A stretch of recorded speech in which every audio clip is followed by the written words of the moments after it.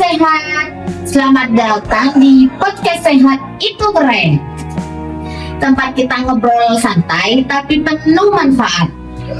Hari ini kita akan membahas topik yang penting banget, khususnya untuk generasi muda, yaitu pengendalian diabetes mellitus pada remaja. Nah, sebelum itu kita kedatangan narasumber nih. Hai Kak. Halo, Boleh kenalan dulu dong. perkenalkan, nama saya Sarimatul Laili, bisa disapa Serli dari Universitas Dr. Subandi, Prodi Perawatan.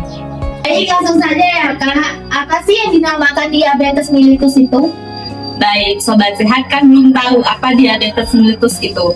Diabetes mellitus adalah penyakit kronis di mana kadar gula darah dalam tubuh terlalu tinggi pada remaja. Diabetes bisa berupa diabetes tipe 1, diabetes tipe 2. Yang perlu kita tahu, diabetes bukan hanya penyakit orang tua, gaya hidup tidak sehat, juga jarang olahraga, konsumsi minuman manis berlebihan, pola makan tidak teratur, juga bisa meningkatkan resiko diabetes sejak usia remaja, teman-teman. Baik, kenapa sih Kak diabetes pada remaja itu perlu dikendalikan? Pengendalian diabetes sangat penting karena jika tidak terkontrol dapat menyebabkan mudah lelah, penurunan konsentrasi belajar, gangguan pertumbuhan, bahkan komplikasi jangka panjang seperti gangguan ginjal, terus mata dan juga jantung. Tapi ada kabar baiknya juga. Diabetes bisa dikendalikan dengan pola hidup sehat dan kepatuhan terapi, Kak. Untuk cara pengendalian diabetes pada remaja itu gimana ya Kak? Nah, ini nih hal yang sangat penting ya, Kak, dalam pengendalian diabetes mellitus pada remaja.